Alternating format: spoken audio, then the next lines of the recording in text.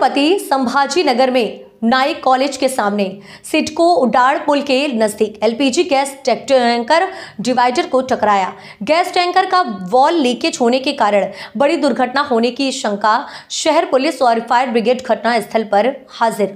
छत्रपति संभाजीनगर शहरामध्ये जे सिडको फ्लायओव्हरच्या या ठिकाणी जे दुर्घटना झाली होती त्याचं ऑपरेशन आता जवळपास 99% या ठिकाणी पूर्ण झालेली आहे आणि शेवटचं फक्त 15 मिनिटाचं काम त्या ठिकाणी बाकी आहे। आणि जे इमर्जन्सी रेस्क्यू व्हेकलच्या जे जळगावहून आपण मागवलं होतं आणि त्यापूर्वी जे आपल्या होस पाईप जे इंटॅक्ट होता आणि त्या पाईपनी जेवढा ग्रॅव्हिटीनी ट्रान्सफर करायचं होतं ते ट्रान्सफर झालं होतं, परंतु जे फार कमी दाबाने त्या ठिकाणी आता ग्रॅव्हिटीचं जेवढं असतं त्यानंतर जे कमी दाबाने त्या ठिकाणी होत असल्यामुळे त्यांचं तकनिकी जे डिपार्टमेंट आहे त्यांच्या सूचनाप्रमाणे जे इमर्जन्सी रेस्क्यू व्हॅन यांच्या माध्यमातून ते फोर्सफुली ते आपण त्या डॅमेज झालेल्या व्हेकलच्या माध्यमातून चांगल्या व्हेकलमध्ये ट्रान्सफर करण्याची शेवटचा टप्पा आता उरलेले आहेत। आणि यानंतर 15 मिनिटांच्या नंतर जे या ठिकाणी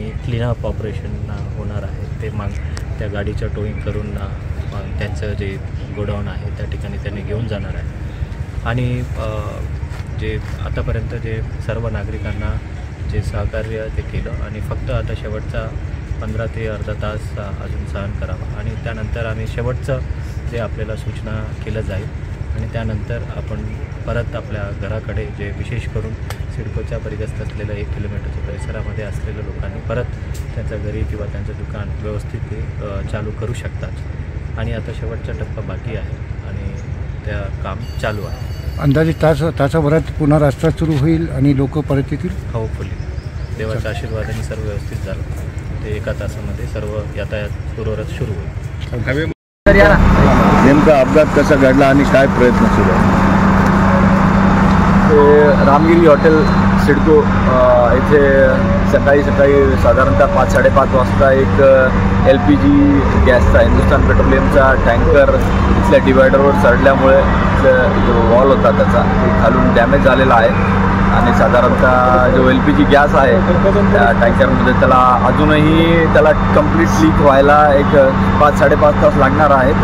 आणि फायर सेफ्टीचे आमचे अधिकारी सगळे इथे उपस्थित आहेत आणि फायर सेफ्टीचे जवान आपण बघत असाल मागे तिथे त्याला कंट्रोल करण्याचे काम चालू आहे, पण तरी पण अजून पण 5-5.5 तास लागणार आहेत। तर या जवळपास 500 मीटर एरिया रामगिरी हॉटेलमधल्या सर्व लोकांनी कृपया तुम्ही आपले गॅस सिलेंडर किंवा इतर इलेक्ट्रिकल इक्विपमेंट ज्यांनी स्पार्क होऊ शकतो असे चालू ठेवू नये, कृपया सर्वांना नम्र विनंती।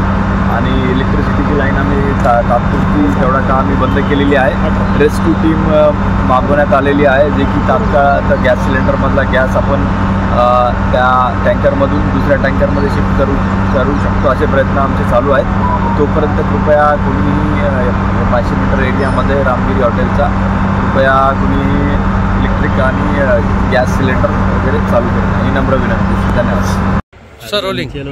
छत्रपती संभाजीनगर शहरातील रामगिरी हॉटेलच्या पुढे सिडको बसस्टँडपासून जवळ असलेल्या उड्डाण पुलाच्या सुरुवातीला एक LPG टँकरचा अपघात झाला आणि त्याच्यातून LPG गॅसची गळती सकाळी 5:30 पासून सुरू आहे। सदरची गळती ही अरेस्ट करण्यासाठी HPCLचे अधिकारी आणि त्यांची इमर्जन्सी रिस्पॉन्स टीम आलेली आहे। आपला emergency response command control centre उभारलेला आहे जवळच। एक सुरक्षिततेची उपाययोजना म्हणून सुरुवातीला आम्ही 500 मीटरचा परिसर जो आहे तो इव्हॅक्युएट केला होता आणि आता HPCLच्या तांत्रिक अधिकाऱ्यांच्या सल्ल्यानुसार आम्ही 1 किलोमीटरचा परिसर आहे तो इव्हॅक्युएट करून घेत आहोत।